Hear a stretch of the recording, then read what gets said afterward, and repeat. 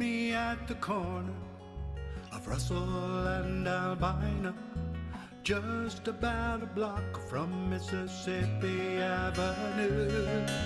I'll take you to a house where they hang carpets on the wall, and if we go there on a Sunday, there's a song I'll take you through.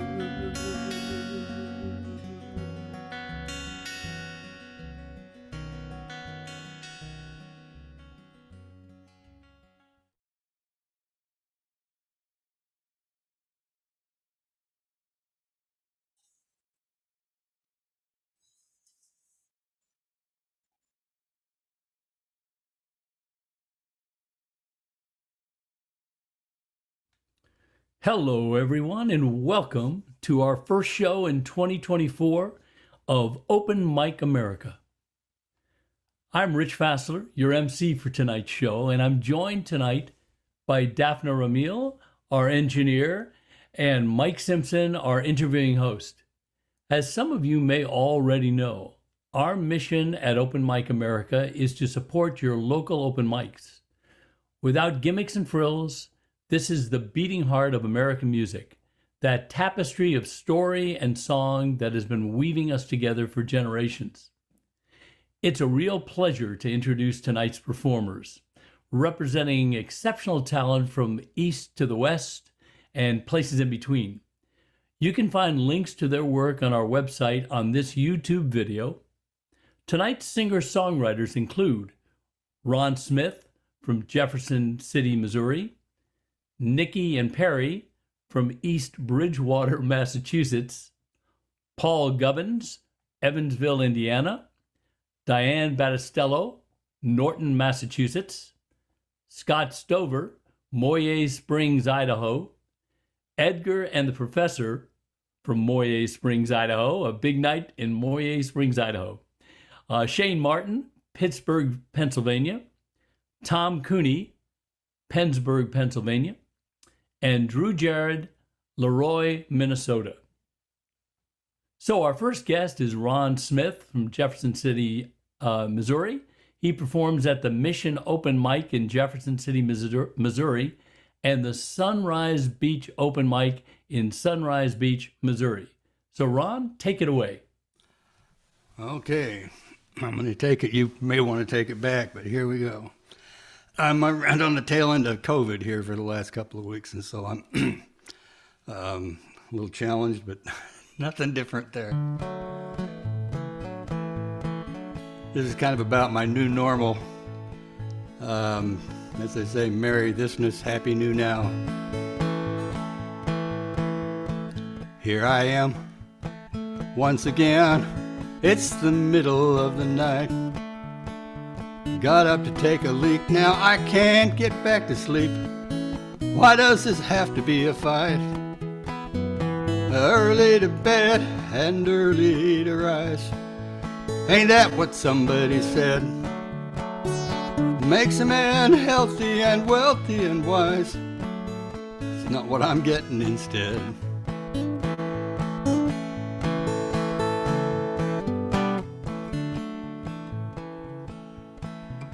Since I'm up, I brew myself a cup, more out of habit than desire.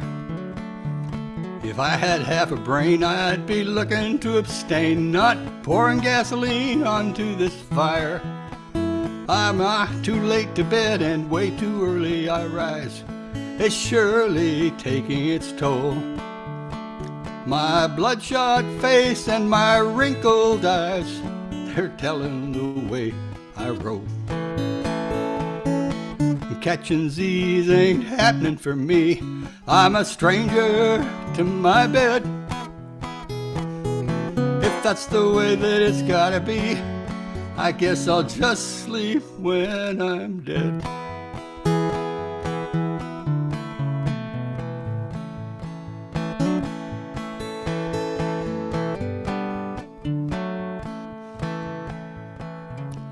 Here I am, once again, the same song, second verse.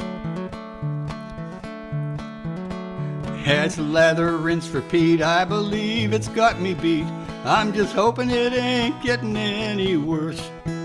Oh, early to bed, yes, and early to rise. That's what Ben Franklin said. Makes a man healthy, wealthy, and wise. And just look at him now. He's dead.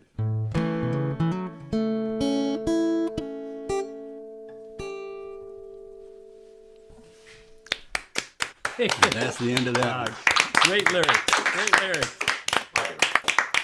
Very nice. This next song is one I co-wrote with a friend of mine, and kind of highlights the frustration of the dream to get involved, as a full-time musician or whatever. This is a song out of his Nashville experience. Not him personally, but someone he knows. So that's about all I'm going to say about it.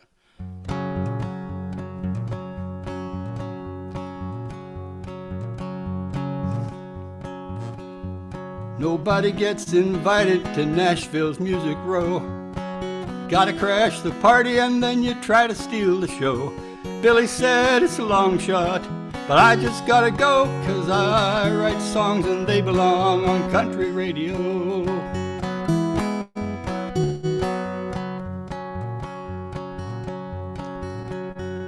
The cutthroat competition caught Billy by surprise. Songwriters and musicians were not in short supply. He got addicted in Dodge City, took to living on the street. He said, this town may knock me down, but I'll get back on my feet. He said, I'll die trying, or I'll write that one song. One that really gets him, makes him want to sing along. And if I don't get it done, just carve it in the stone above the box I lie in. He died trying.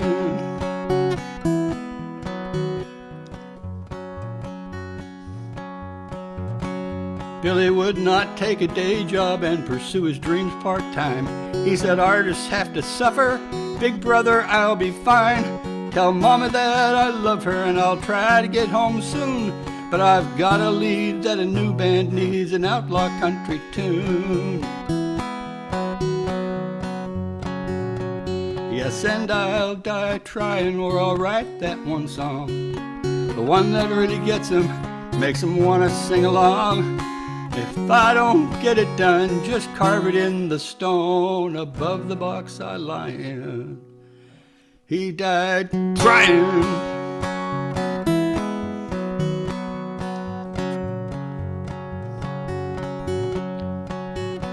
Billy never even got a single on the chart.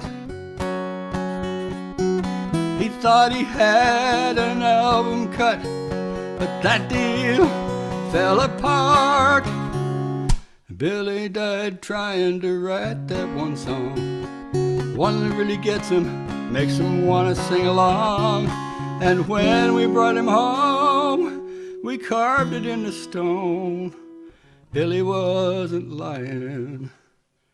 He died trying. He died trying. He died trying.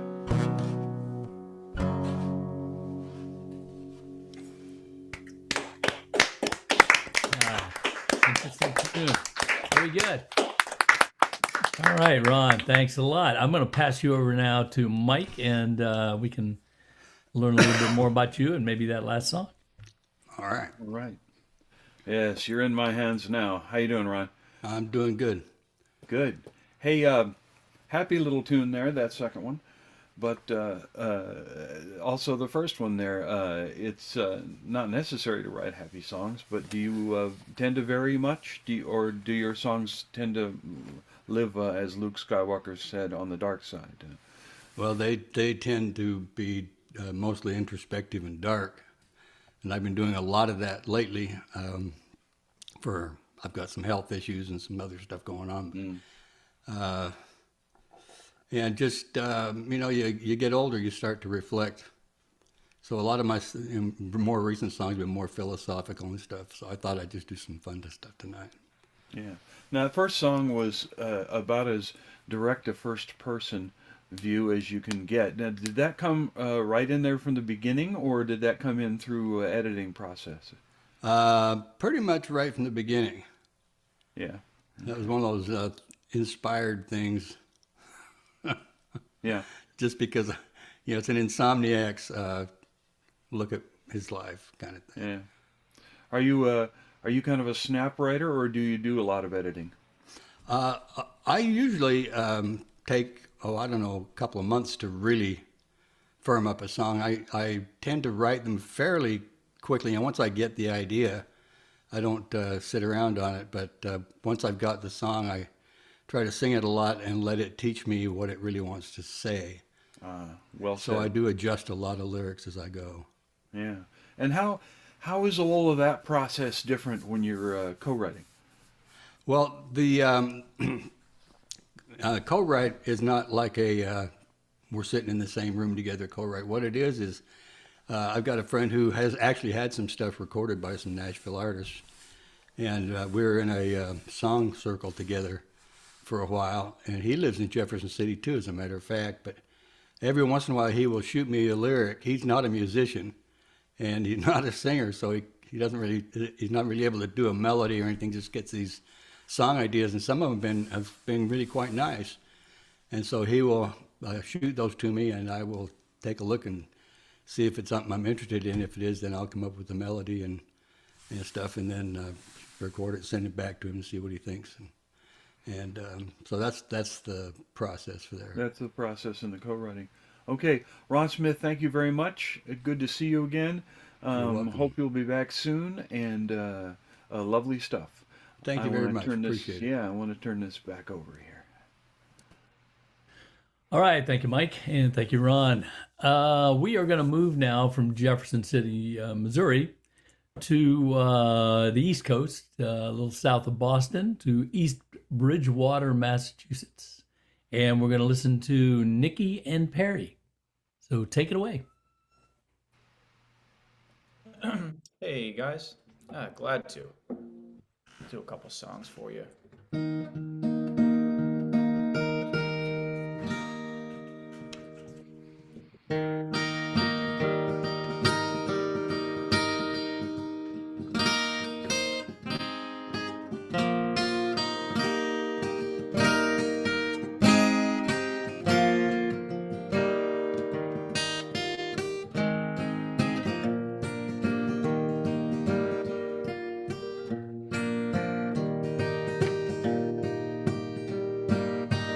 Call me in the morning, let me know you're okay. Soon I will be mourning the days that you're away. Let's flip the record over. I wanna hear the other side, and let's sing that part together, and let's try it one more time.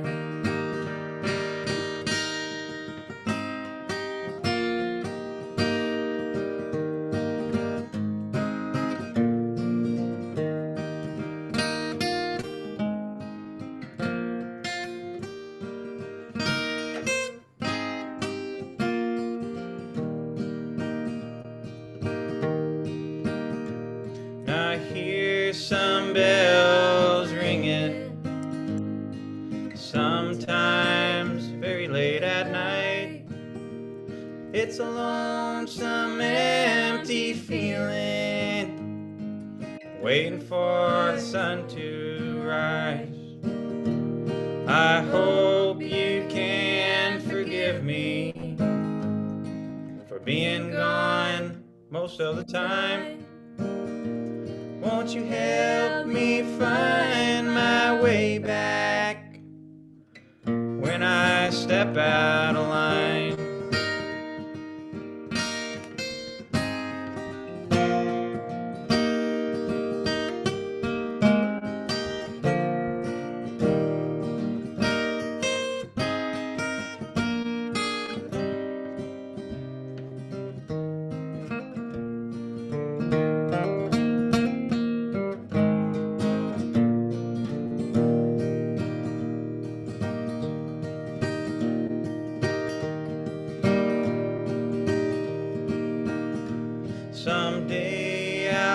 my act together and get back into the swing of things.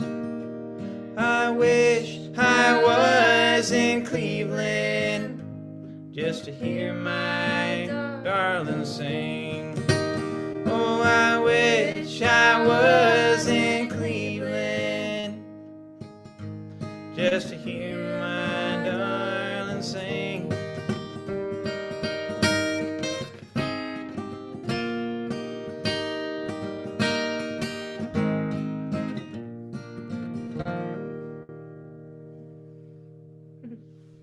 Nice. Yeah. Very nice. Very nice. Very great harmony. Great harmony. You sound good together. Very nice to hear the compliments. Fun to sing it. Okay. We're going to do our best to make you cry now.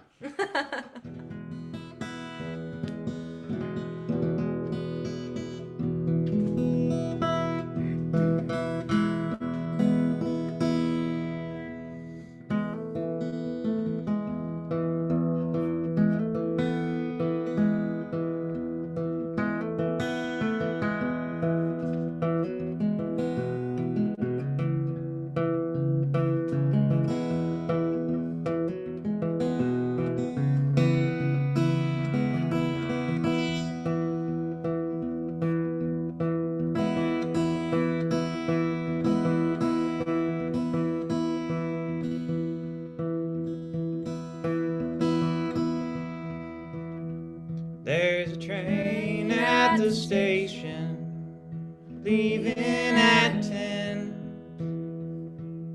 You know that girl's a reason for the state I'm in.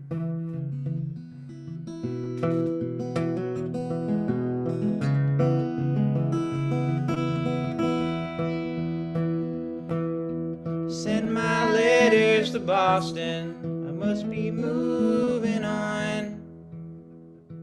Please say you will think of me in the days I am gone.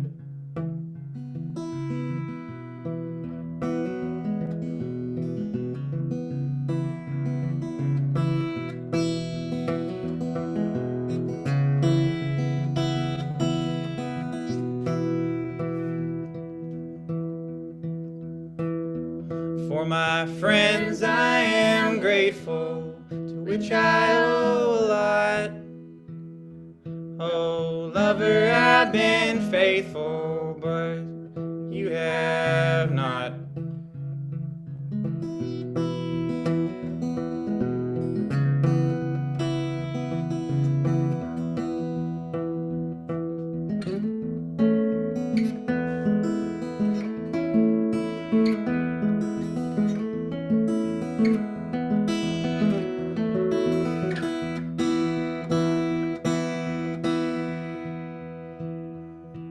May the wind be easy on you, and in truth may you find a home.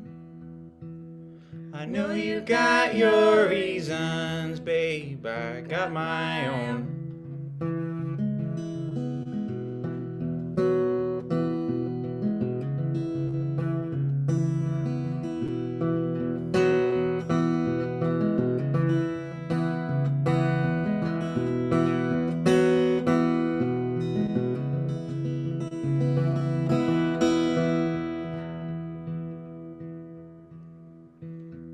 Oh, darling, what you do to me when you look into my eyes.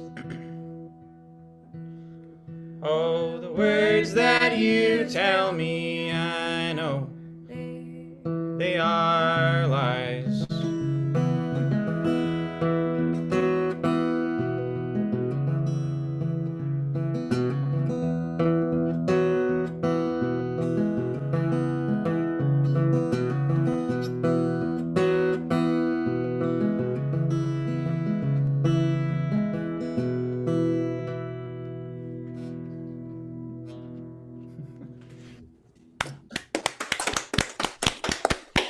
Good. Yeah, very nice. Very nice. Very good indeed. Okay. Yeah. Great sound. Let me pass you over to Mike now so we can learn a little bit more about you. All right. Hey, I want to start off just praising the use of the various kinds of drone voices that a guitar can have in those two songs. Very very nice stuff. And working against harmonized singing, that stability that provides is really very effective. I was really kind of moved by that in both pieces. And then secondly, and hopefully I'm not treading on dangerous ground here, I was struck, particularly when I saw just the small picture initially, that I was going to ask you how you managed to get Molly Tuttle to perform with you there, but you do look somewhat different than Molly. But anyway, Oh, the smaller. she's a pal of mine that does country music. I don't know if you know her or not, but anyway. Yeah, definitely. Yeah. Yeah. So, are we talking about co-written songs here, or these single author songs? Well, first I just want to say sorry that Molly couldn't be here. I invited her. I'm the sub for Molly. She'll be here tomorrow night. Yeah, that's right. These these are songs that we just started working on recently, and I've written the lyrics to all these songs. And the musical part, the melodies. Oh yeah, sure. Nikki's usually playing the guitar. I'm usually playing the fiddle, but we switched today. I see. Okay. All right. All right. So, the question to both of you then. So, when you're writing the melodies, does it affect how you write, how you think about melody writing, if you know that you're going into a situation that's going to be harmonized? Does that change how you write the melody? No, not for me. I will write something, but I will think about later on, like, and just leave space for the song to adapt to when we're singing them together. Yes. Yeah. Leave Okay. some space for that, but Nikki's nodding. I assume that's about right for her too. Yeah, There. yeah. Okay. Our kind of like our practice sessions are mostly me trying to find harmonies a lot of the time too, and it's kind of what we focus on. But Yeah. always writing with harmony in mind. Yeah. Okay. Very good. First song, very internally, circularly referential to music and sound. Thematically within the song. Is that common for your stuff? Um, Is that a common, set of images or content? for sure, yeah. I mean, lyrically, yeah, but I'd say for the melody wise, a lot of my songs are more like the second one, where that was just one chord on the second one. I'll just stick with that, and it's fun for me to do songs in this way and not worry about a chorus or a bridge or anything like that. All the appurtenances. Yeah, yeah. All right. Well, both songs very lovely indeed. You have a good solid pairing there. I like hearing you. I wish I lived closer to East Bridgewater, Massachusetts.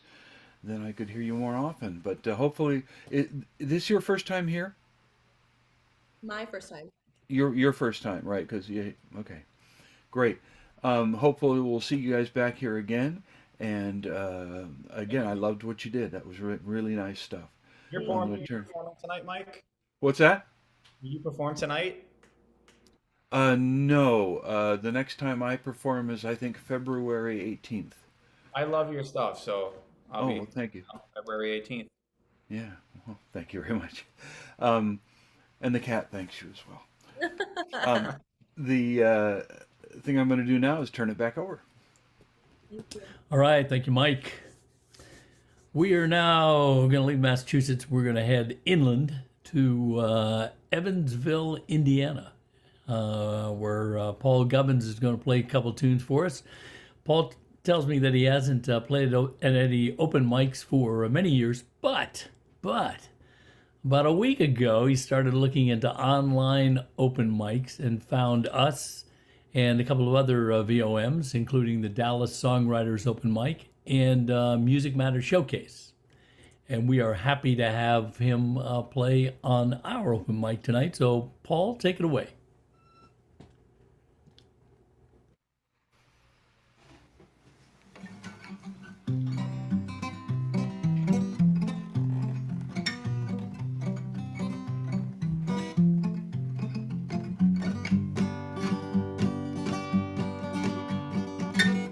Got my program from the CIA.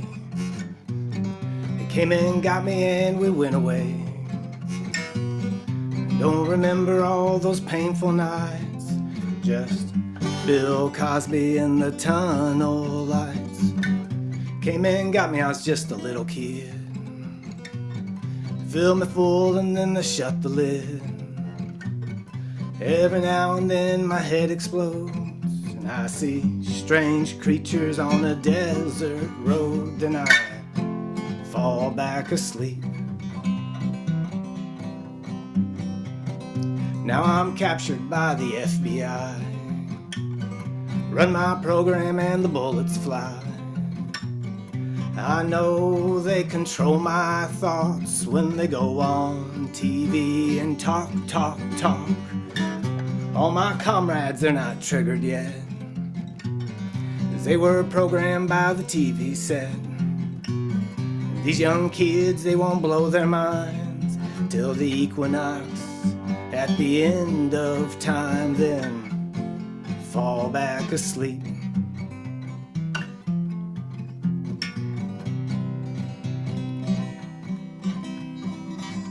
Been to the moon and I've been to Mars. Prayed in their churches, drank in their bars. My memories, they are dark and faint, so I sketch it out in MS Paint. Who will lead us to the great beyond? Palladians or Orion? Will we find lost Agartha out beyond Antarctica, or fall back asleep?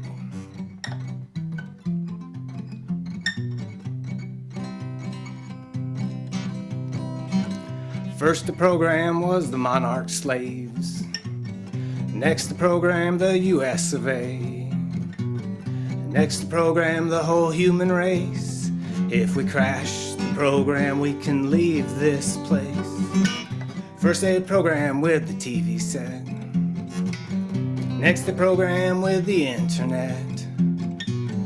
Beta testing on election days. Soon they roll it out all the way and we all fall asleep.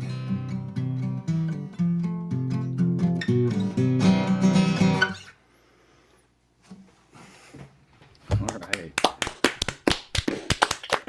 Cool lyrics. Very cool lyrics.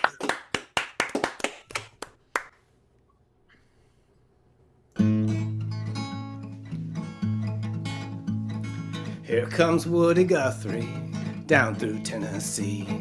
Sell all good people on electricity. Oh, hey, Woody Guthrie, I wrote you a song about a funny new world that's coming along. It'll be quite confusing for the man on the street when the old-time song and dance man and Palladians meet. Way up in the heavens in a marvelous display, all souls on earth find salvation in that day.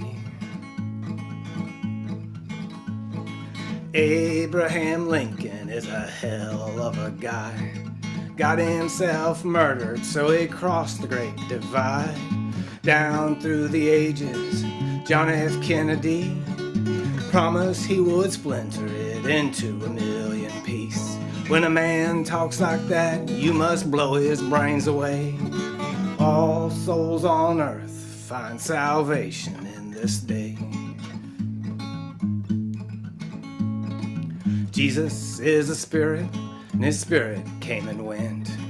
Jesus made the whole wide world all brand new again. But the reason we can't see it is Johannes Gutenberg Every page he printed with the devil's words. You may not share my vision, you may see things your own way. All souls on earth find salvation in this day. I had a vision and the vision thrilled my soul. Jesus in a crimson tie and with a crown of gold, he stands before the people in full authority, and he shows us all how you defeat the enemy. He takes our slings and arrows, he wipes our tears away. All souls on earth find salvation in this day.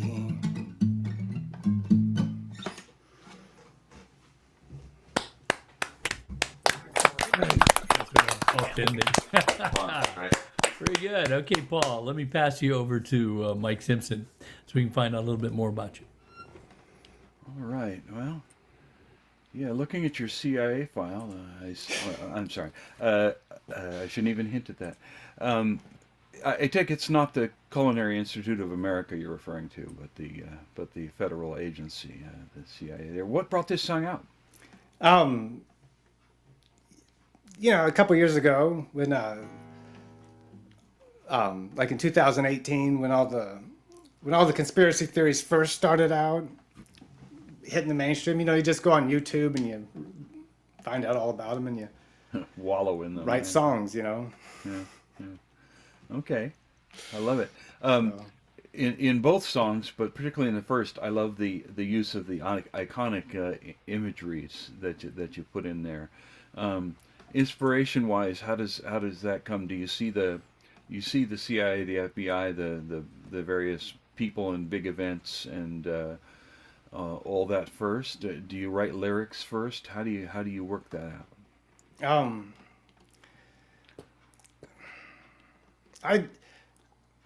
When I was a kid and I'd write songs, I just mumbled until they sounded like words, and then I'd start filling in around it. Mm-hmm. And I kind of do the same thing now. I kind of hear them in my head, or I just try to make rhymes. I'm just playing with it, Yeah. I'm just playing on my guitar and having fun and just goofing, Okay. So you're working the mumble the mumble beginnings against licks that you've got going on. So you're kind of mumbling on the guitar and mumbling the words together. Yeah. Yeah, that kind of thing. That's cool. Well, it certainly comes out as very clear and pretty insightful stuff. Do you have, beyond just your process, but do you have internally a kind of a direct purpose for your writing, for your songwriting? Well, I used to play when I played before. I used to do I used to play a lot of open mics right around 2000, and I had a pretty nice political song cycle about the hanging chads and all the characters about that time. So I like doing political stuff or historical stuff. I don't worry too much about accuracy, things like that. I just I've got some songs about historical figures that were local to my area, stuff like that. Cool. Well, I must say your writing delights me. I love the stuff you do. And is this first time for you here? Yeah, this is first time here. I've been watching them. I've watched about 10 or 15 past episodes. I love the show. Okay. Well, it's got kind of a re-entry point for you, and I'm glad that Open Mic America has inspired you to step forward and share your stuff. And I hope we will have you here again, sharing either the same songs or new stuff or whatever's available to you. Okay. Very good. Thank you very much. I'm going to you. pass it back over to our host. All right, thank you, Mike. Okay, it's a real pleasure for me to introduce the next performer. I've heard her perform many times and performed on the same open mics with her. I'm speaking about Diane Bello from Norton, Massachusetts. And you can hear her locally at Crew Brew in Raynham, Mass. I hope I said that right. and virtually at Roslindale Open Mic, Hearing Room, and Catbird. So, Diane, what do you have for us tonight? Hi, Rich. Thank you. I have two songs. The first one is called Naked Trees, and it came about from a walk in the winter with my dog.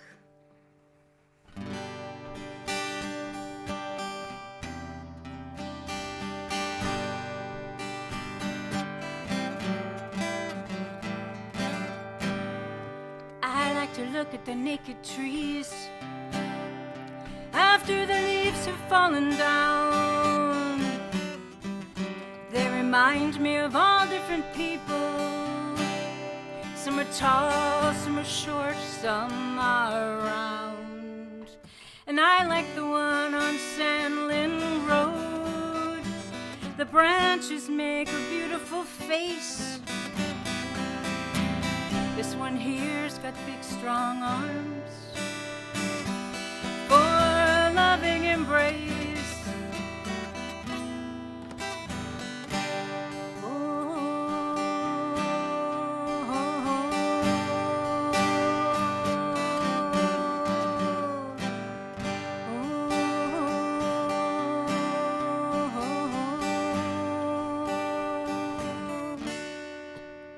Naked trees, they bend and sway when the winds of change blow so strong, and I like to watch them twist and turn as they bow into the storms.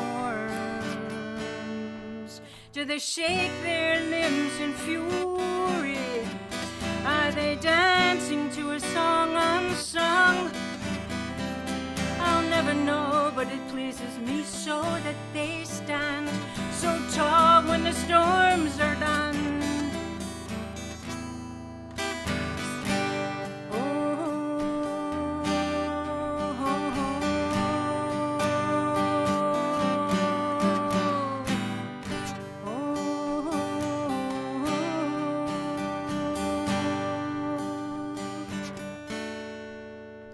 I walk outside in the naked trees almost every night.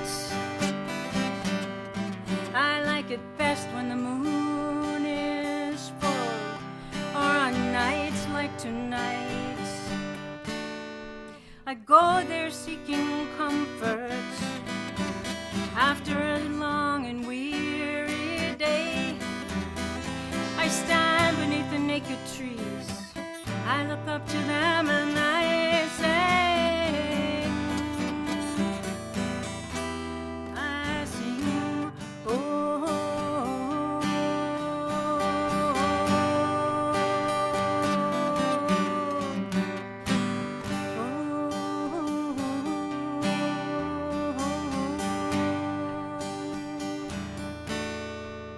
and sometimes if the wind is just right, I think I hear those trees calling back to me. If I listen real close, they go,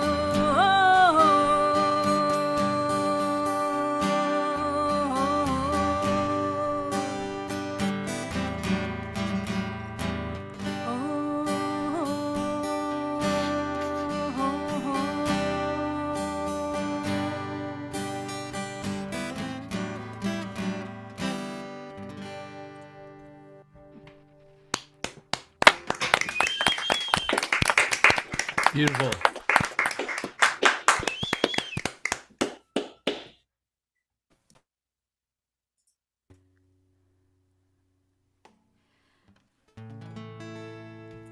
This next song was written for a fundraiser. The group was called Pathfinders. There was land that had come down in Connecticut through the Thoreauian. People were the first owners, and it stayed with nature lovers for years and years. And then the Boy Scouts had it, and they had to sell it to pay legal fees. And developers wanted to take the land, and a group of citizens called the Pathfinders got together and raise enough money to outbid the developers so it will stay a nature sanctuary. And I was asked to come down and be part of the festival last year, and I wrote this song to go with it. It's called Deer Lake, D-E-E-R.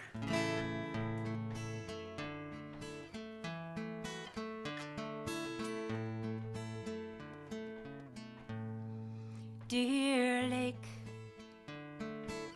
you always welcome me. Here's where I like to be. I like to be right here.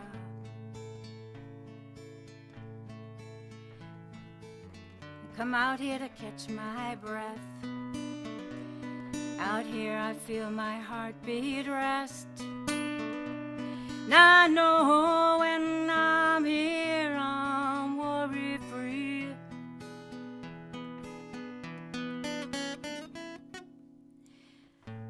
Birds and bees, little chestnut trees, flowers blooming at my knees. We laugh out loud when we hike through the fat man squeeze, and we like to be right here. And we come out here to catch our breath. Out here we feel our heartbeat rest. We know when we're here we're worry-free.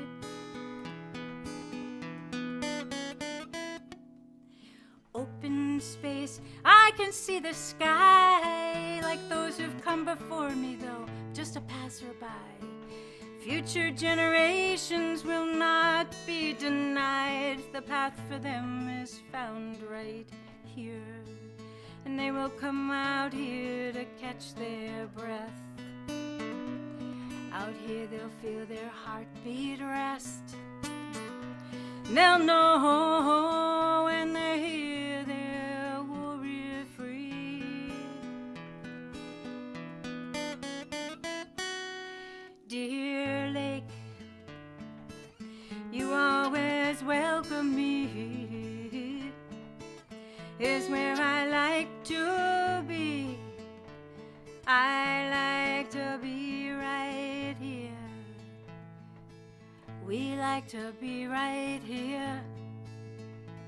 They'll like to be here too.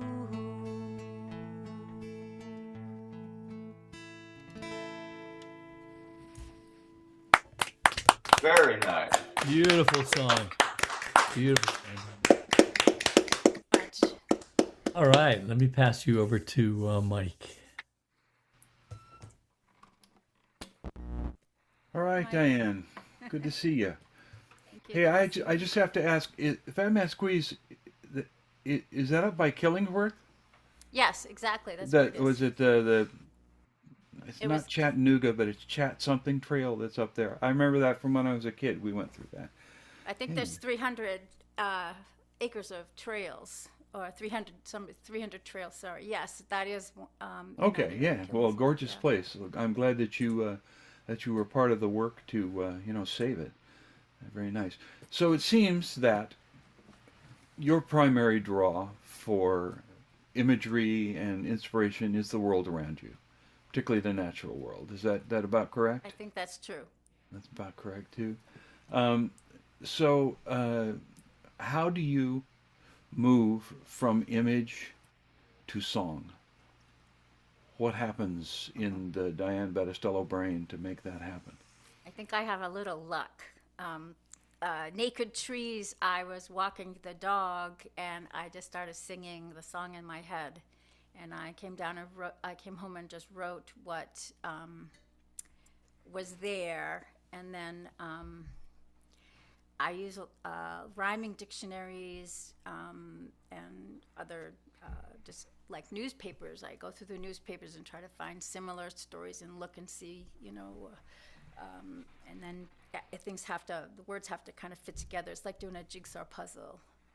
And Deer Lake just came. I was reading on their website about the area, the birds and little chestnut trees. They planted lots of little chestnut trees in the area to try to just get the land back. And so it just all kind of all fell together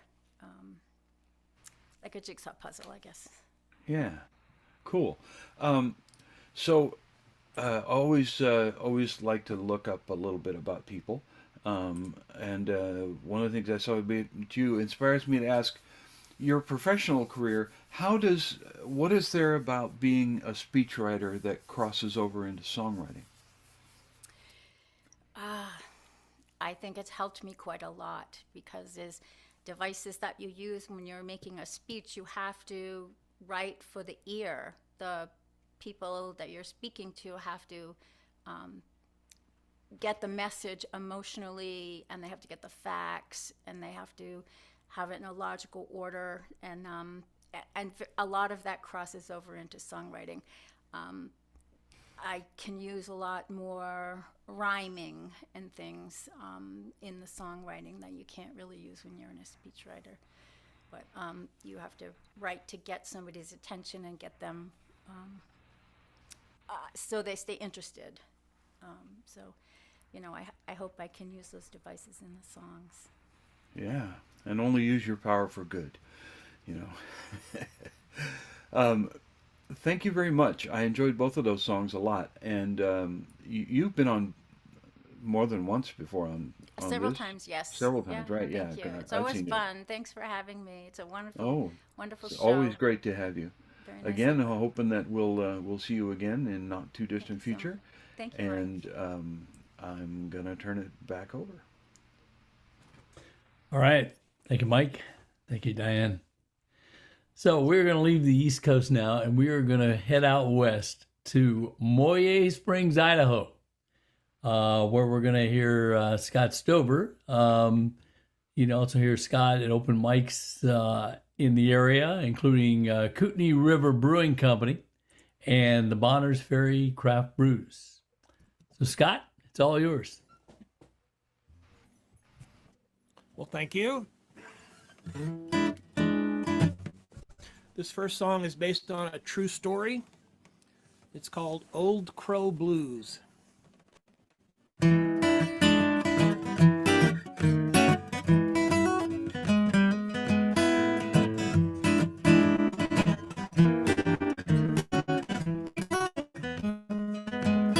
Had some time to kill at Reno. Thought I'd fill it with some tunes. So I made a stop at a guitar shop and started laying down some blues. When a man in an old fedora strolled in and began to play, well, I pulled up my stool and I acted real cool. We played some blues in A. He was slapping that box and thumping those strings. Knew how he made that guitar sing those blues, those old crow blues. Well, he said, I'm from Chicago, but I'm living on the streets right now. My daughter, she's in Frisco, gonna make it there somehow. I'm a 70s vet, but I ain't dead yet, 'cause I've got some dreams to live, and they call me Crow, old Crow, and I can play some blues today. He was slapping that box and thumping those strings, knew how he made that guitar sing those old blues. Well, now why do some folks suffer when there's plenty to go around? Is it just that we're all greedy, or is it something more profound? Takes a special kind of courage to get by without a lot of stuff, and more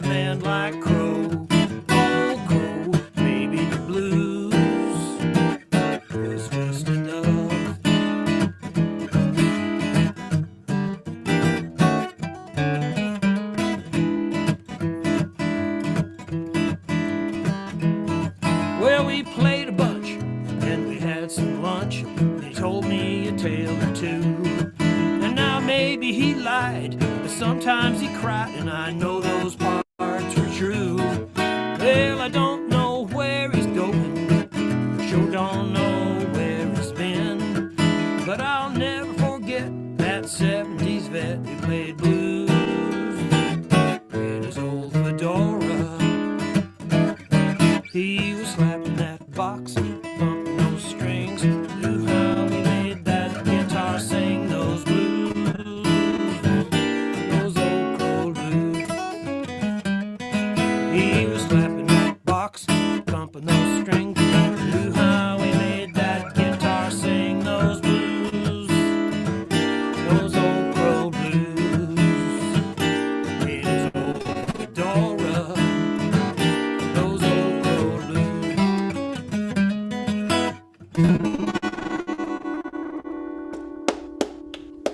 Yeah, indeed.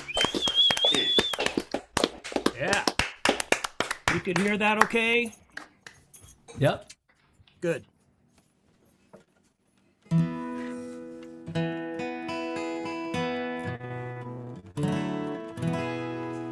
And so every songwriter's got to have a train song, and this is mine. It's called Rusted Steel.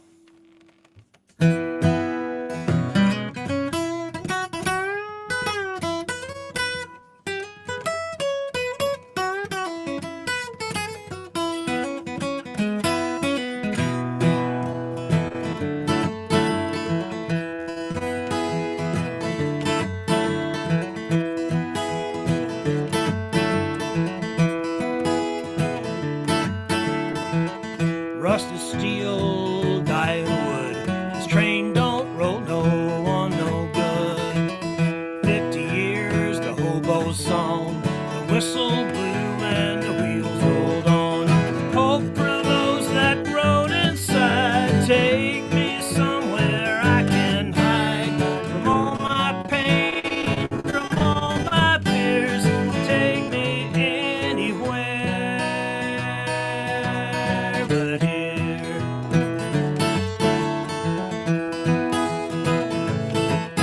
But these old wheels ain't rolling. There's no place left to go. This train won't take you nowhere anymore.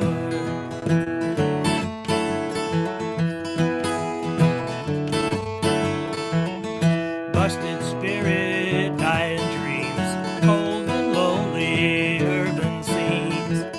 40 years we played that song. No whistle blew, no wheels rolled on. No hope for us, stuck inside. There's no new place for us to hide from neon darkness or desert tears. It all looks just the same as here.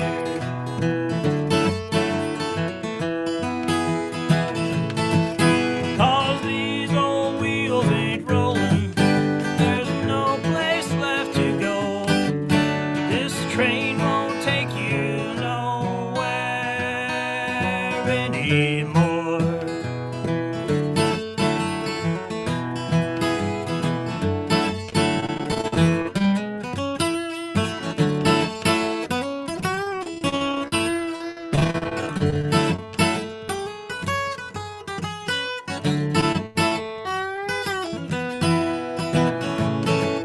But I don't need no freight train to carry me away.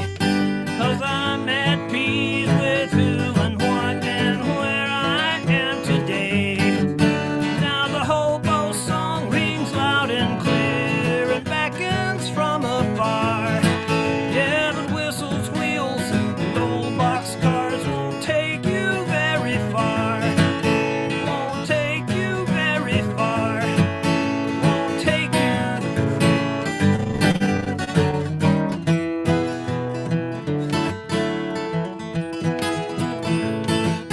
Cause these old wheels ain't rolling. There's no place left to go. This train won't take you nowhere anymore. Anymore. This train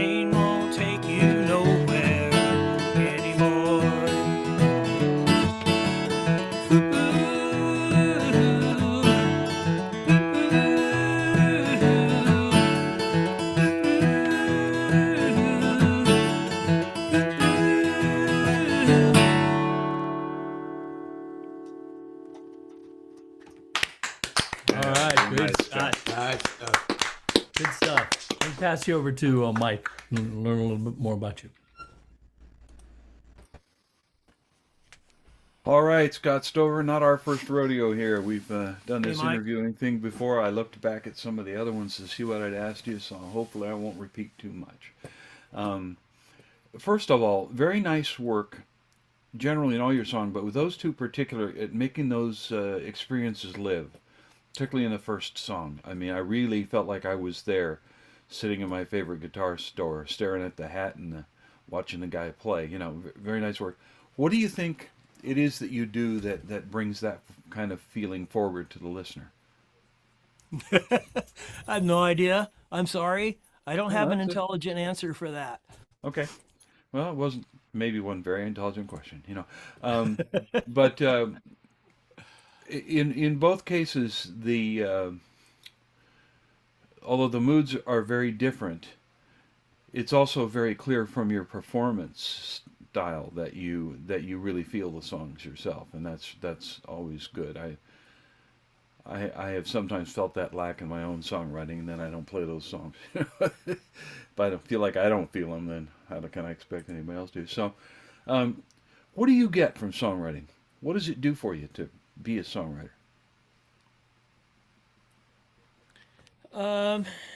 You know, I haven't really written all that many songs.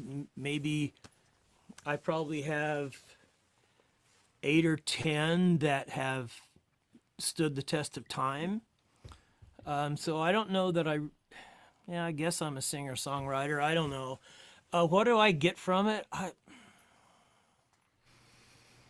I just enjoy playing music, and if I can come up with a song that I enjoy playing, like those last two, and like all of the others that I've done on here, it's just fun to play music, and like you said, I feel it, and so it's an emotional experience, a spiritual experience, even. So, I guess what I get out of it is just the enjoyment of playing music.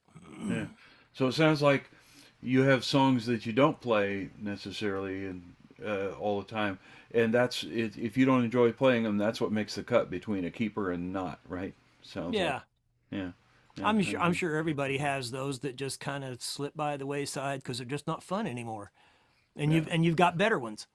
Yeah, and then there's the whole deal. Sometimes we write topical songs, and then the topic runs out. You know. Oh yeah, You know, you got don't one of hear, those. you don't hear that many songs about Obama anymore. You know, despite the fact that he's a wonderful subject, in my personal opinion, for a song. But anyway, okay. Any particular projects popping up for you right now? What are you working on? Right now, I'm trying to finish off the lyrics to a song that was inspired by watching Nancy Griffith play "Love at the Five and Dime" on Austin City Limits. Ah, If anybody who hasn't seen that video, it is just an absolutely delightful performance. it's a killer. I need another verse, and then my wife is gonna write the music, which she's done to several songs that I've written the lyrics to. That's good. So you do have a co-writing process for some of your stuff too. We got a number of Yeah, I co-writers. write the lyrics and then give them to her, and she makes them fit some music. Cool. And then you put it into your hands on the guitar, you know, slapping the box and popping the strings, or however you put it there. All right. Well, so Scott, I understand that we're going to have you participating somewhat in our next performers thing, so I'm going to hand this over to Rich so that he can set all that up. Good to see you again, and hope to see you again soon. Yeah, thank you, Mike. Yeah. All right. Thank you, Mike. Well, that's absolutely true, Mike. We've had so much fun in Moyie Springs, Idaho. We're staying there. And our next act is Edgar and the Professor from lovely Moyie Springs, Idaho. So take it away, guys. Hello. So in our neck of the woods, your license plate starts with the letter of the county. But when there are more than one county with the same letter, they put a number in front of it. And up where we live, our license plates start with 9B. And it's kind of easy to tell where someone's from. And that inspired this song that I wrote about 2 years ago, shortly after we moved up here. It's called 9B Plates. 2, 3, 4.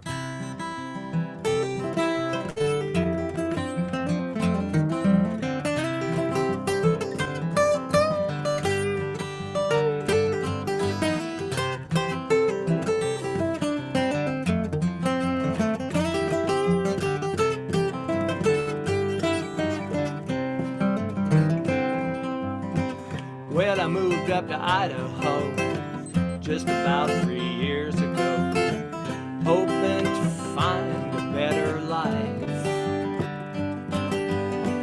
But I didn't come up alone. I brought everything I own, me and my dear sweet wife. Can't believe how good it felt to be up in the potato belt here in the United States. But I never really felt complete driving my pickup down the street without those 9B plates. So I went to the DMV, and for a modest fee, they give me them expiration dates. Now my neighbors smile at me, no one knows I'm from California. I've got those 9B plates, and I put them on my pickup truck. I got a 4-wheel drive so I don't get stuck. Now I really feel like I belong. I even wrote me an Idaho song. I've got those 9B plates, and it feels so good to me. I said, I've got those 9B plates.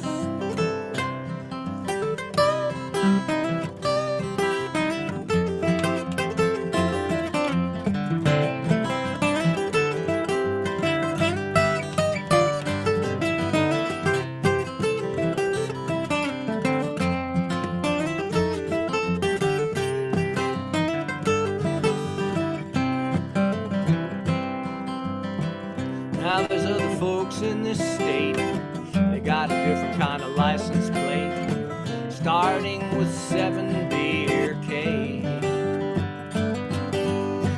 Well, I'm sure they're doing fine, but for me there can be no denying I'm only good down there for the day. I got 9B plates on my pickup truck, I got a 4-wheel drive, but I still get stuck. Now I really feel like I belong. I even wrote me an Idaho song. I've got those 9B plates, and it makes me feel so free. I said, I've got those 9B plates, and it feels so good to me. I said, I've got those 9B plates.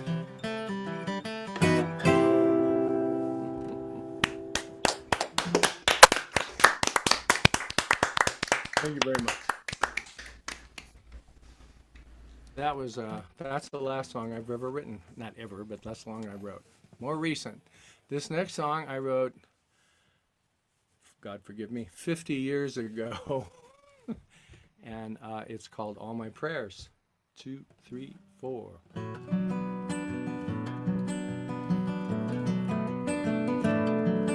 Put a light in your window, and I'll see it when I come, and I'll know that you've been waiting, and my waiting will be done.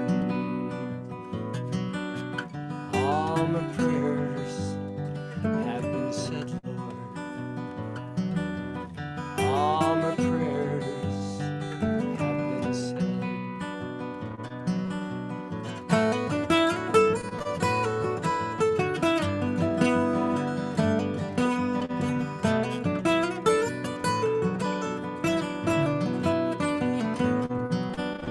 The smell of burning incense fills my room and mind, and for just a few short moments I can leave my world behind. All my chores have been done, Mama.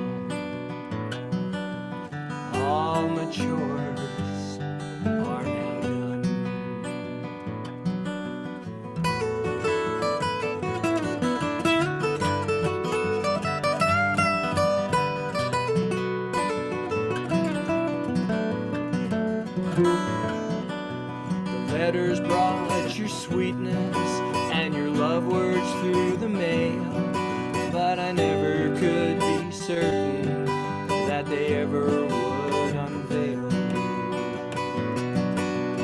all my fears have come true, babe. All my fears through the years.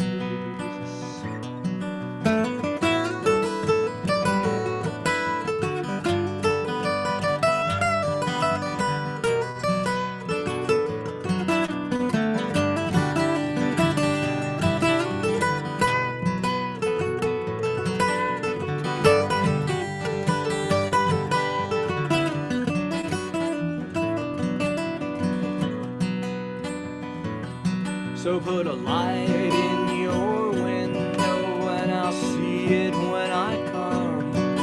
And I'll know that you've been waiting and my waiting will be done. All my prayers have been said now. All my prayers just for you.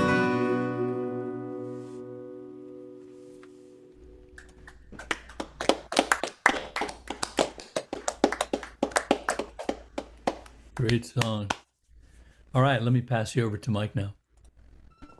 Hey, so you started in California, huh? I was born in California. Yeah, and that's where I'm from. And out here, a lot of us make our living involved one way or another around the world of software. And one of the things that you have to do with, well, with a lot of products, you have to do this, but particularly with software, is a thing called localizing it, so that when it's sold in other countries and other places, you have to, follow local rules and change the languages and do all those kind of things to make it fit in there. And that was what came to mind. Once you got your license plate, you'd been localized there. So did it really cause people to treat you differently? No, it was just a funny kind of perception and something good to joke about, and it became more than that. And friend and I decided to write a song about it. We were going to do it together, and I went to sleep one night, and the words came to me, and I kept getting up, and so I'll finish it in the morning, and I'd lay down and get up again and finish it in the morning. And next thing I know, I was playing it for him, and I could just see the wheels turning. Well, thanks a lot. You didn't wait. So I wrote it without him, and he's been very forgiving about that. Well, yeah, I mean, you don't always, the muse comes when the muse comes, and That's for sure. anyway, great tune. I mean, it's a kind of a complicated notion, but you made it very accessible. It was cool. Yeah. Thank you. So 50 years on, and 50 years 50 in years the back. song in the songwriting thing, are you still moved to write by the same things? Yeah, like you pointed out, it's not something you just can say, okay, I'm going to sit down and write a song today. There's either a mood or a memory or a topic that comes up, and you might pick up the guitar and get a little chord progression or something going, and the thoughts come. And I've never written a song to order or by design. No. Well, there are those who do that. I have a good friend who's Lisa Ashman, who writes at least one song every day, every single day. Wow. And I like to say, hooray for you, Lisa, because I'm more on your side of the thing. Although I have written them to order, but is the songwriting actually easier now after the long duration?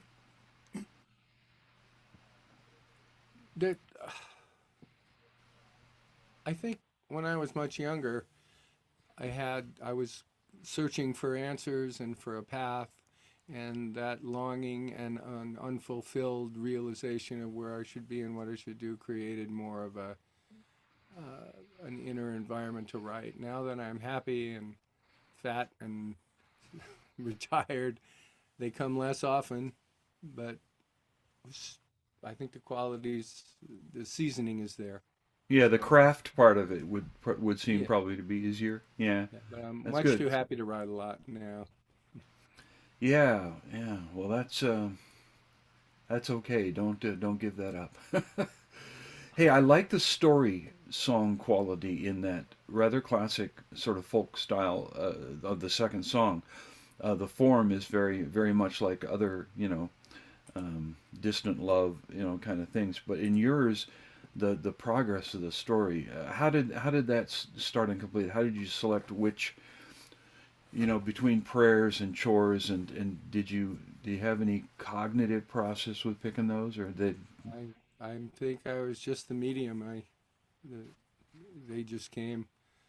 There's a person behind that, and an experience and a lot of miles, and that Yeah. just, yeah, no explanation. I'm kind of like Scott. It's really hard to explain in words something that comes on a different level, I think. Yeah. Okay. Well, I may ask you again someday a similar question, but you'll just have to be patient. Um, I'll make because up something good. good, I appreciate. Well, the creative process, my brother.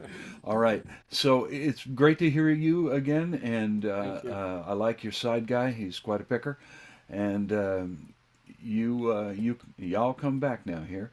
Okay, thank you. We'll see you again as soon as we can. Okay. All right. I'm going to get back to Rich here. All right, thank you, Mike. So we're headed back east now to Pittsburgh, Pennsylvania. And we're going to listen to Shane Martin, who says he's decided that this year, 2024, will be the year that he's going to start sharing his music. So, Shane, take it away. Start sharing your music right now here on Open Mic America.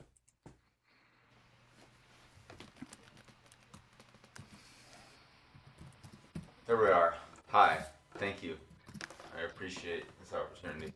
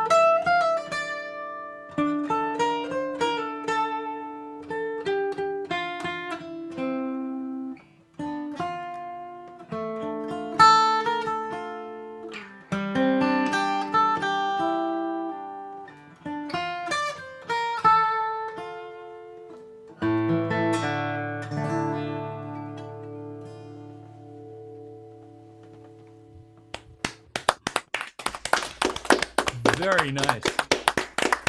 Very nice. Hey, Shane, this is Mike Simpson, the interviewer. Yeah. We're getting some people where the dynamic range is a little hot on what you're doing. Can you turn your sound down just a little bit overall? Is that doable? Yeah, or? Let's see. Now, that is... I'm very new to Zoom, so Yeah. let's see. Okay. Well, I think you have turned it down. Play that a little bit of what you just played there, some part of it, and see how the range is. I'm gonna look at the. I did not adjust.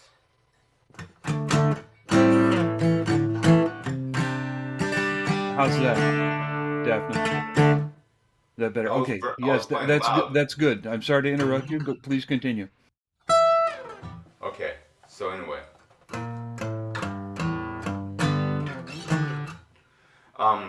That is the first song of 2024, and now I'm going to just jam a little bit, all right?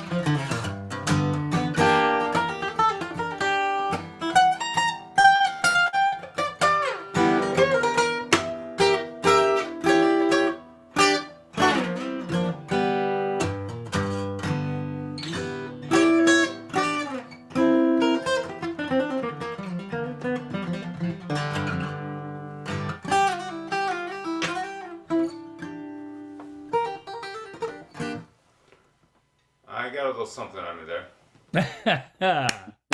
All right. Jam on, brother. That is good. That's good. All right, let me pass you on now over to Mike.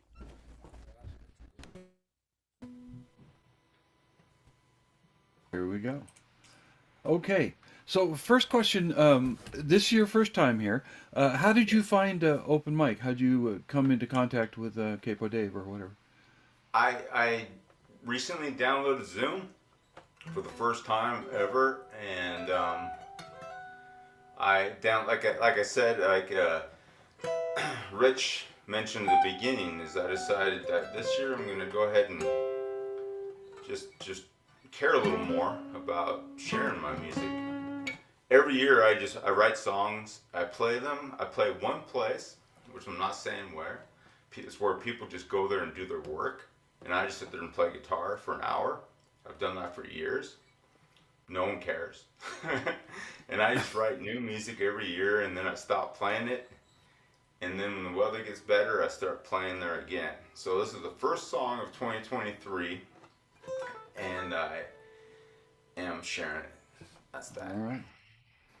So how deep is your catalog? How many tunes have you written? Hundreds? I've written. I mean, this has been my guitar, my only guitar, and I've written literally hundreds of songs on it.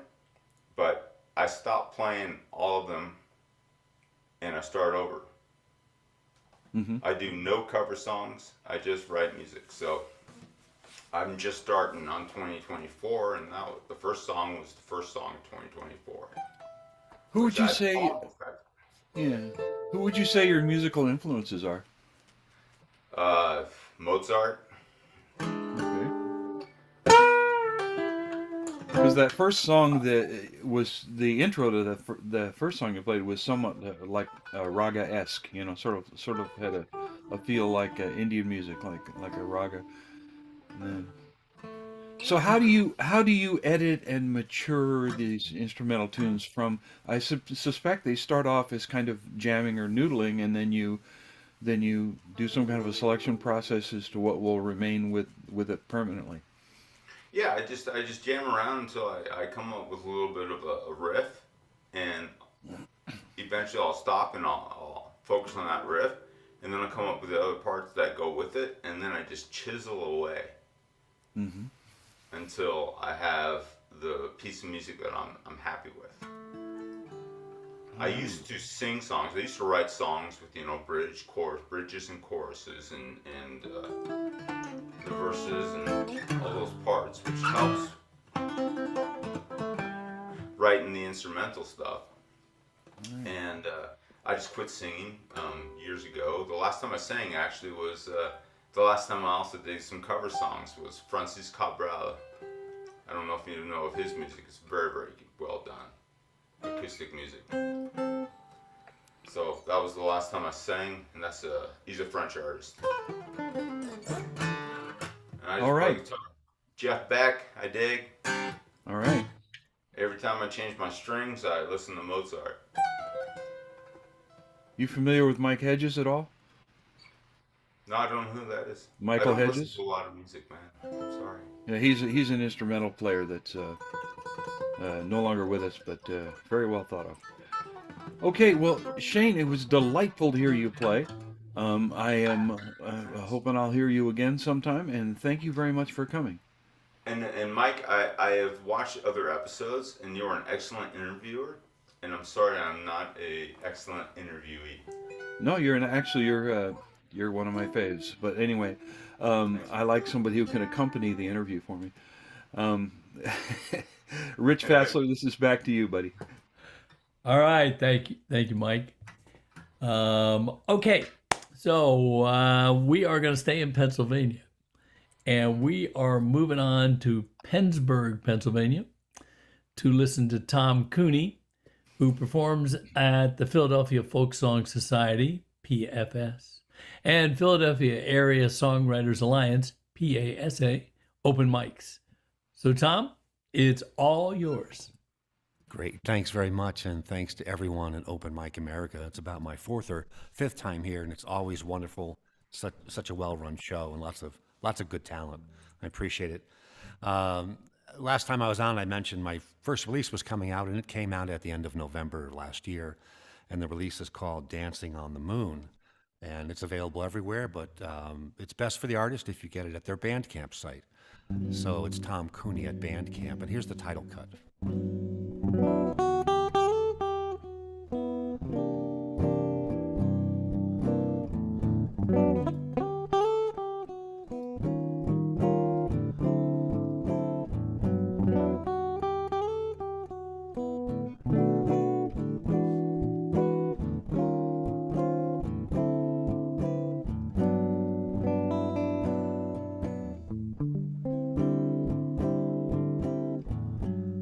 of twilight caresses the air. The river mist, it hangs sweet and fair. The evening swallows, they whisper their tune, dancing on the moon.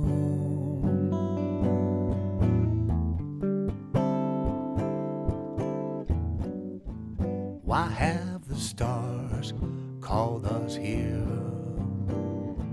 What is this magic pulsing everywhere? I close my eyes, I hope that I'm soon dancing on the moon.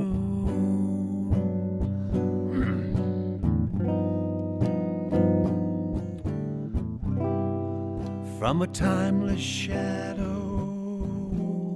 you appear, resplendent in your smile. And when our eyes meet, I am off my feet. I'm dreaming all the while.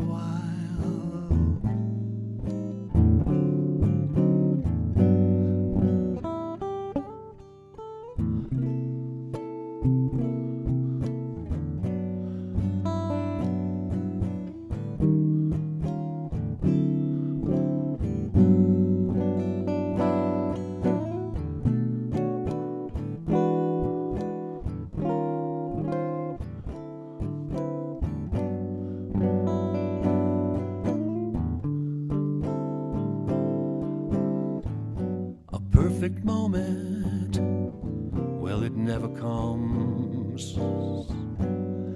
Yet here we dream inside of one.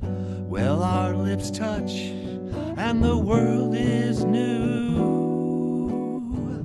We're dancing on the moon. We're dancing on the moon. Dancing on the moon.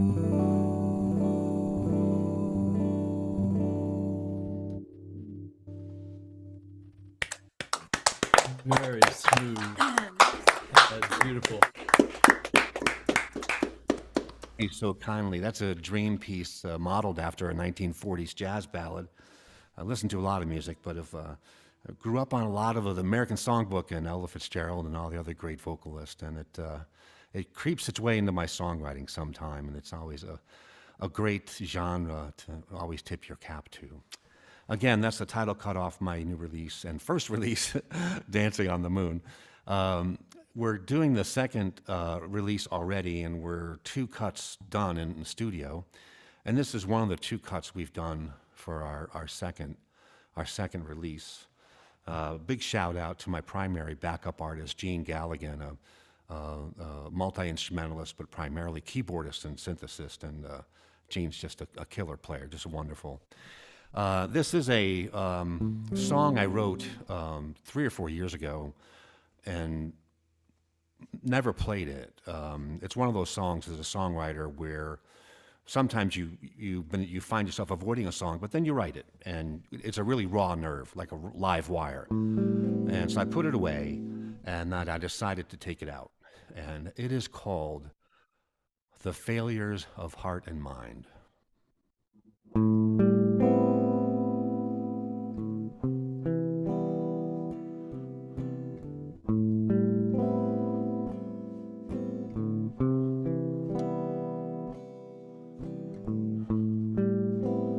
Leave your breath to the wind. Leave your sight to the blind. Leave your song to the sparrow. Leave it as time.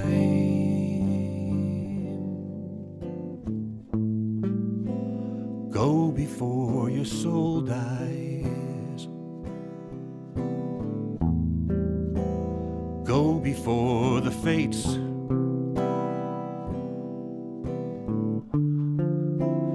Go before the future leaves. Go, it will not wait.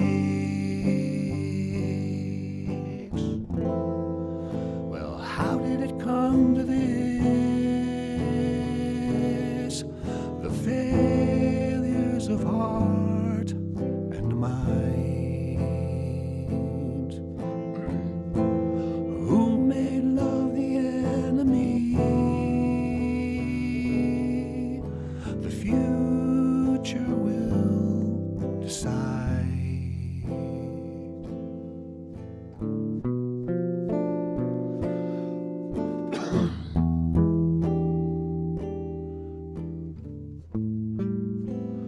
Leave your rage to the storm.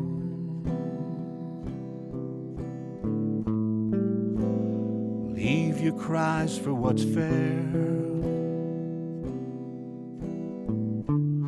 Leave betrayal on the vine. Leave you no longer care. Well, how did it come to this? The failures of heart and mind. Who made love the enemy? The future will decide. The future will decide.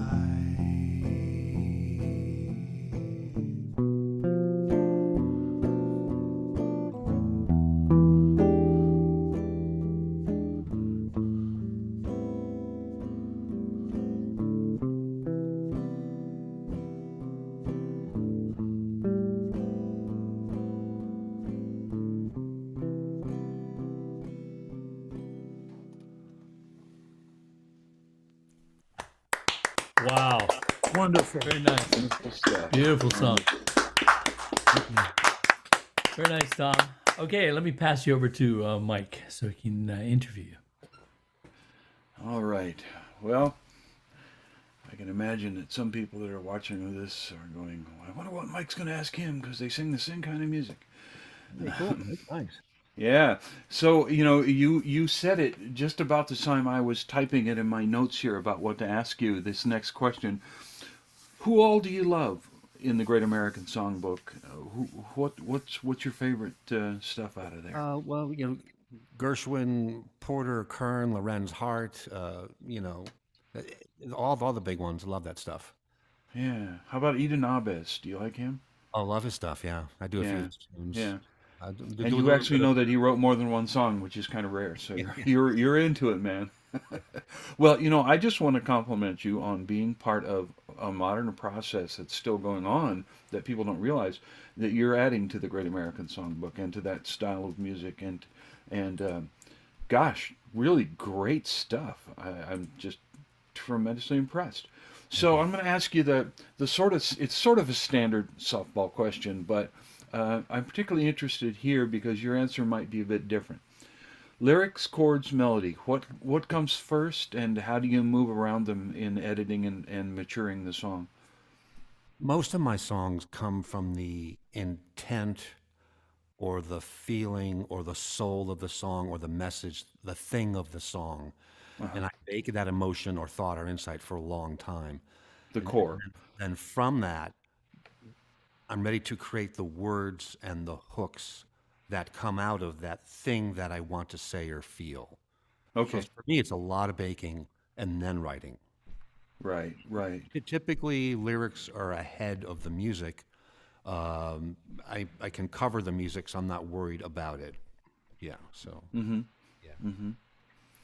And between the chord structure and the melody, which usually probably melody since you're lyrically derived first. Actually, it's kind of strange. I tend to have the melody in the topmost voicing in my guitar chords. So I'm writing the chords and Okay. creating the melody at the same time. So there's a Yeah. lot of voice leading in the guitar playing. Yeah, you and a lot of the people that you mentioned, Gershwin in particular, because he was working on the piano and didn't play in the normal fashion. He had the soprano notes always were driving the melody and stuff. So you're in a good space there. You're working with good people. The second song, what occasioned its writing? What was the core of that one?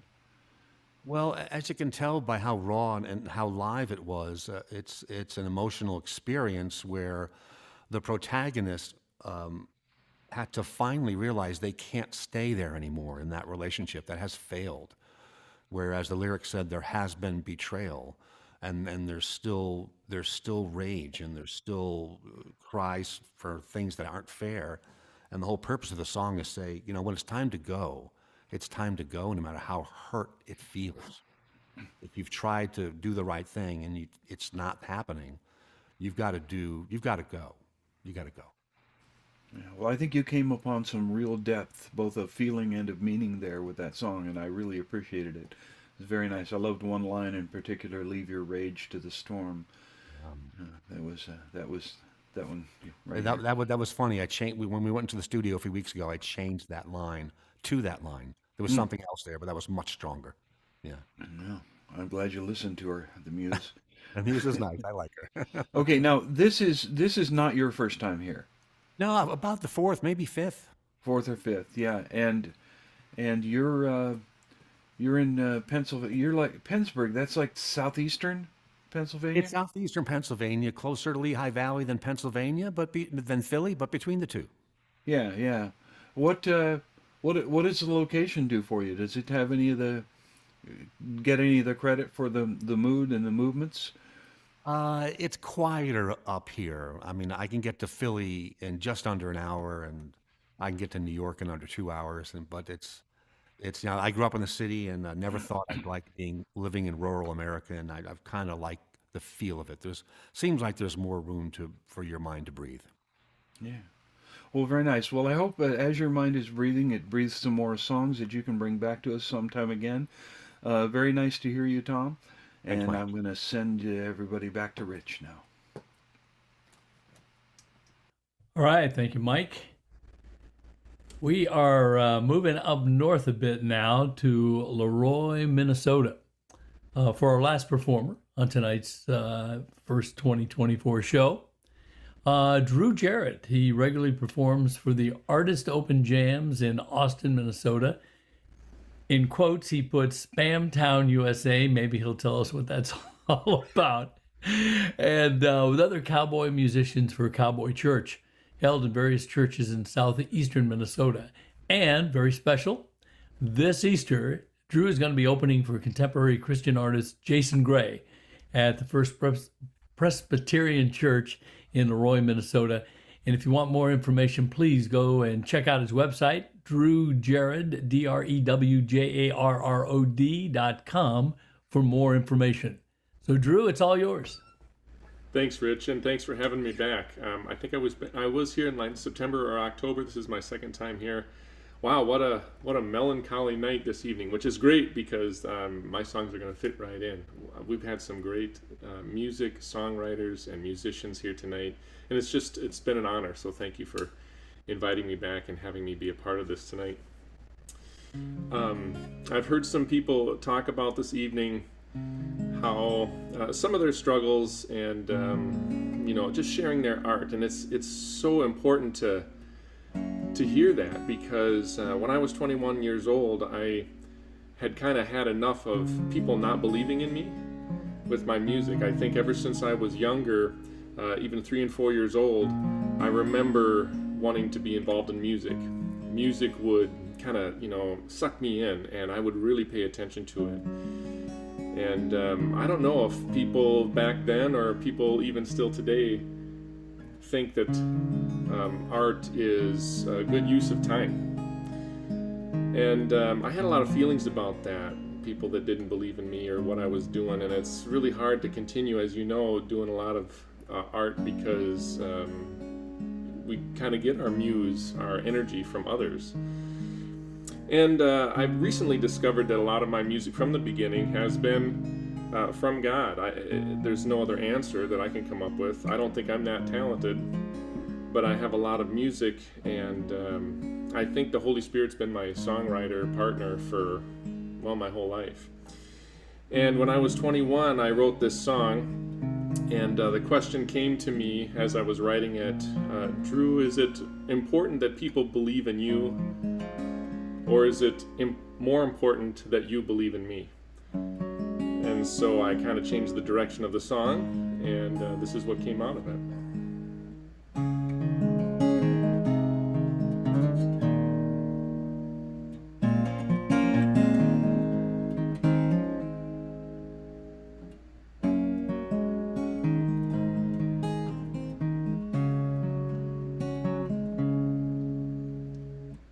When I'm needed, I feel strong.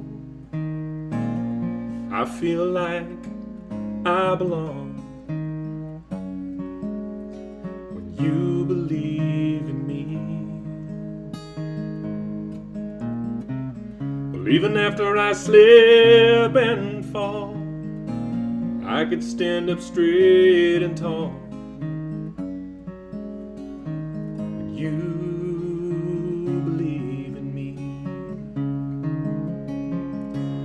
When you believe in me, you could help me to realize my dreams. And it would mean everything if I knew you believe in me.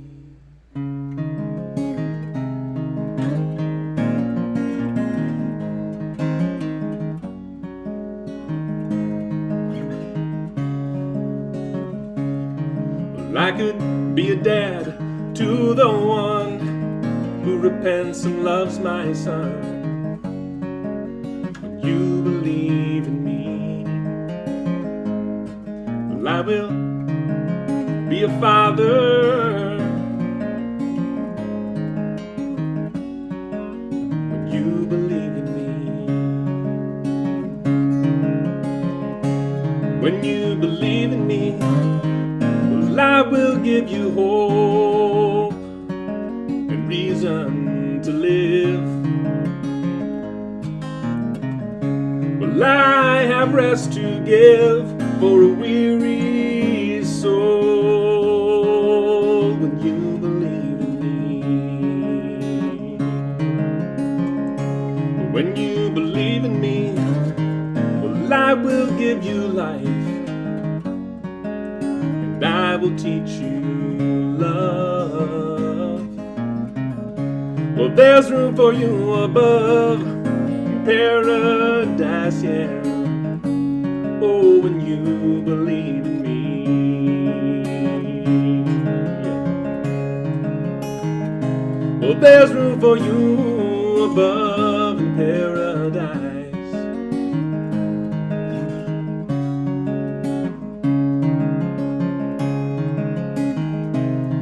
Oh, I can give you love finally when you believe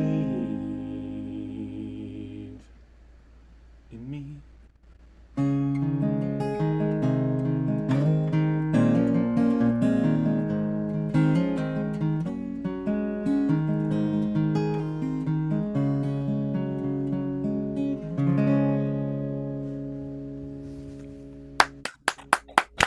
Beautiful. Very nice. Thank you.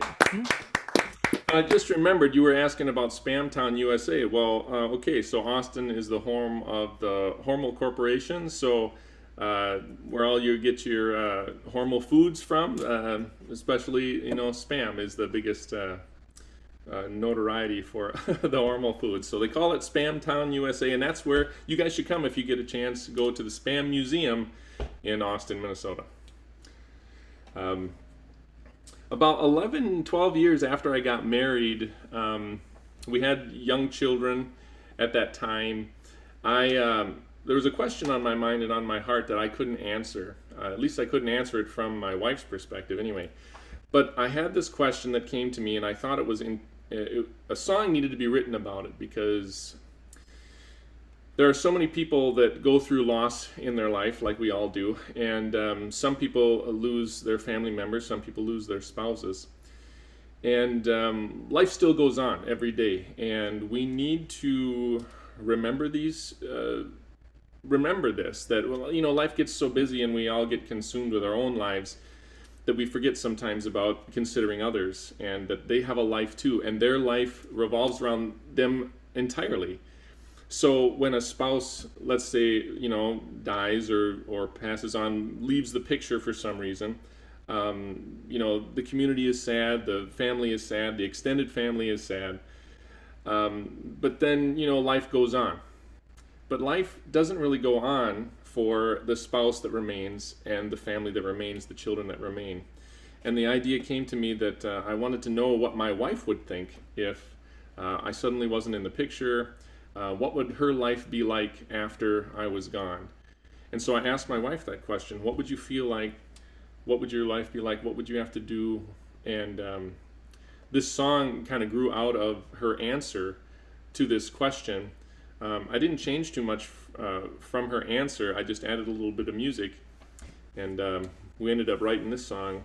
It's called Without You.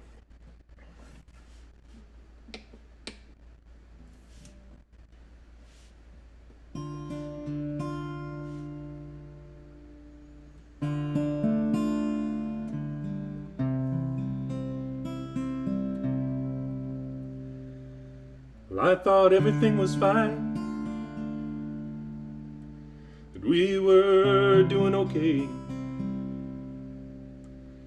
Well, I just don't understand why you tossed us away. You floated away like dust on the wind, just slipped through my fingers when my hand wasn't held tight enough. Why couldn't you stay?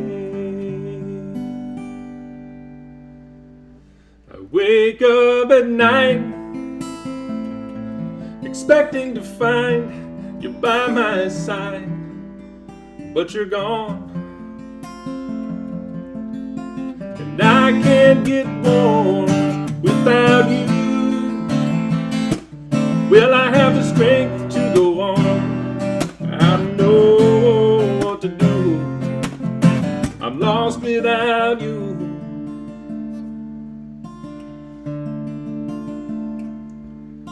Our beautiful home is now a mess.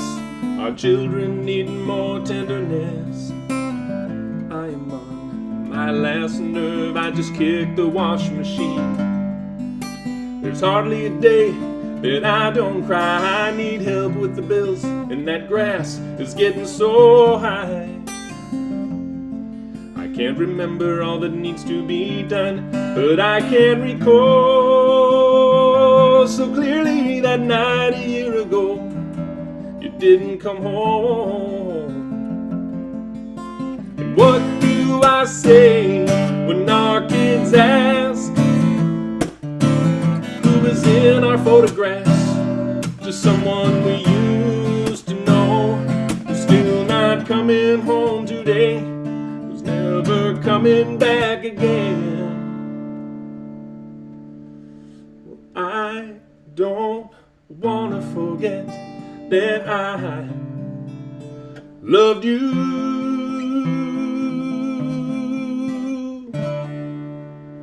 when I hate you,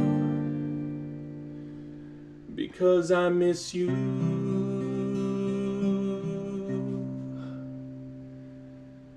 You know, this is taking a lot out of me.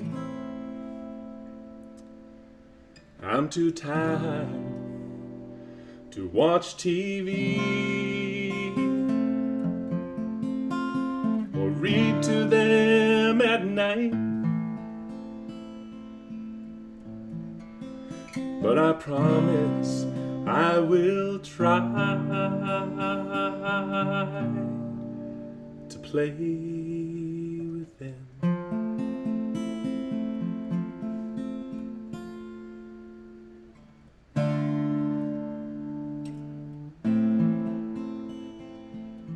What else can I say?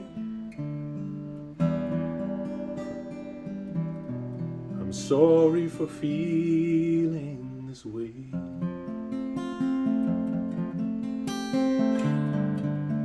It's just the start of another day without you.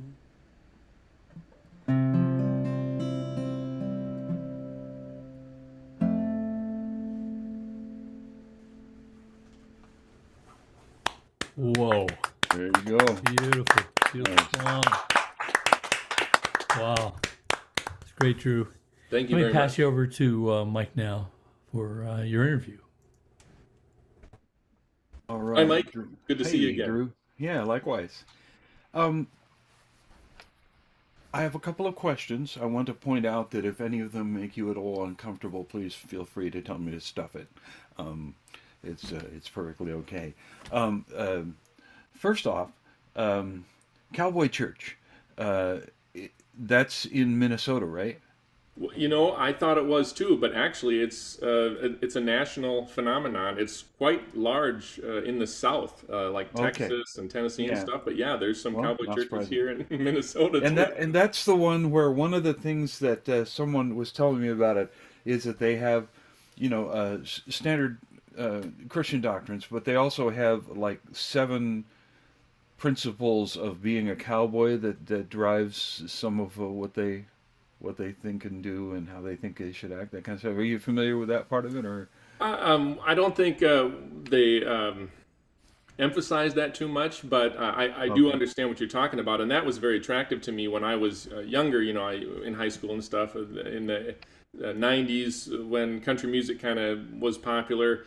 I wore cowboy boots and had a cowboy hat and all that kind of Right. stuff, and I subscribed to the whole open the door for a lady and tip your hat and all that kind of stuff. And I think Yeah. it's very similar Okay, ideas yeah. of the cowboy Yeah, church.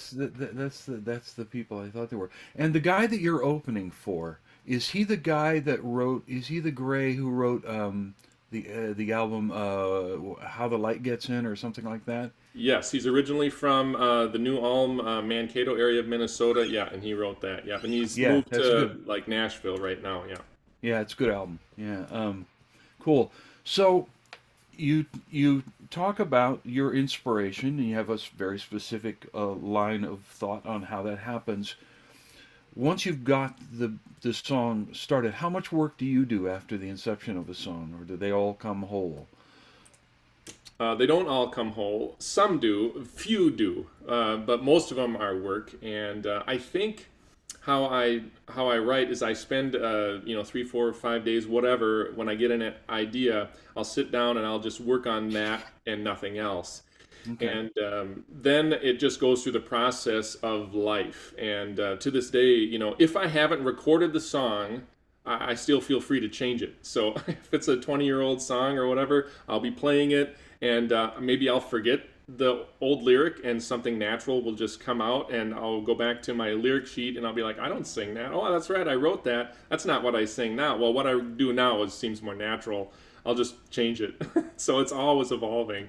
Right. But it starts out with a lot of work, and then of course, right before the recording, you bring it into the producer and you give him the song and you say, okay, make this better, and they'll have song suggestions and lyric changes and things like that. So, which I'm grateful for. Yeah, cool. So here's the question that is sometimes not welcome for people who write within the Christian songwriting thing. Do you think of writing, or do you think of adapting songs so that they're written for people who are not your co-religionists, beyond just proselytic uses? Does that ever occur? Does that ever work out for you, that you do that kind of labor? Well, I originally, when I first got into music, when I was 8 years old, I would start writing parodies of songs I would hear on the radio. And that's kind of where it started. And then, Weird Al Yankovic was big in the 80s, and I was a fan of his, and that's what he did. And it was like, I really liked the music of the songs, and I thought all of his lyrics that he changed were very inventive. And, he could take a song with some great music, and he'd make it about something completely different. So I think that's kind of what you're talking about. In my case, when I write a Christian song or a song about faith, it's not because I'm trying to evangelize. It's music for me really is a form of worship, and it's me making my journal come to life with music. And it's kind of like my personal prayer time with the Father. When I practice my songs, I usually just sit down with my guitar somewhere, and I kind of feel like I have an audience of one that I'm playing for God. And when I do play and when I do write, it's something that we're having a conversation, and we're talking together. And really, I think it's born out of understanding or getting a better understanding of who God is and my faith. And he gives me a little bit. He'll lead me, and I'll think about it, and I'll try to wrestle with it and write and work through some things. And then so it's kind of this ever evolving thing, which is what relationship and Christianity is all about. All right. Good answers. I thank you very much for playing. What do you, half a dozen times or so have you played on here before? Or I wish. This is only my second time. Only your second time. Oh, okay. I guess I interviewed you both times. You poor fellow. Yeah. Okay. Very good. Lovely to hear you. I'm going to hand it back over to Rich, but I hope we'll hear you again. Thanks for having me, and I hope you guys enjoyed it. All right. Very great. Wow, what a great show tonight. A lot of great talent. Hard to believe we're at the end of tonight's show, but here we are. So I'd like to thank tonight's performers. And so please wave when I call your name. Ron Smith, sporting a very cool Open Mic America t-shirt. Nikki and Perry, Paul Gobins, Diane Bello, Scott Stover, Edgar and the Professor, Shane Martin, Tom Cooney, and Drew Jarrett. So listen, remember to check out our website, openmicamerica.com, for links to the music of all of our OMA performers, and you can find archives of all of our shows. Special thanks to Daphne Ramil, our engineer, and Mike Simpson, our excellent interviewer, for their exceptional work on tonight's show. And as always, thanks to Capo Dave Williams, our founder, who is always hard at work behind the scenes. And I'd like to thank everyone watching us on YouTube. Please tell all your friends about us and tell them about our YouTube archived shows. If you like this show, like I said, please spread the word. Don't keep it a secret.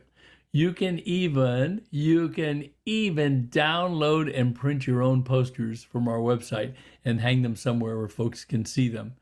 And as I had mentioned before, and very, very popular, a lot of people ask me about, you can get your very own t-shirt through openmicamerica.com. You go on there, you can design your own, you can have the logo as big or as small as you want it, and choose the type of t-shirt that you'd like. Please check out your local open and virtual open mics. We've listed the ones where our performers play under the local open mics tab on our website. We are always here. I think now we're the first 2 Sundays of every month. So our next show will be next Sunday. Same time, same station. And stay tuned for our next full lineup of performers. So I'm going to ask all of our performers to please mute and wave. And I am going to say, good night, America.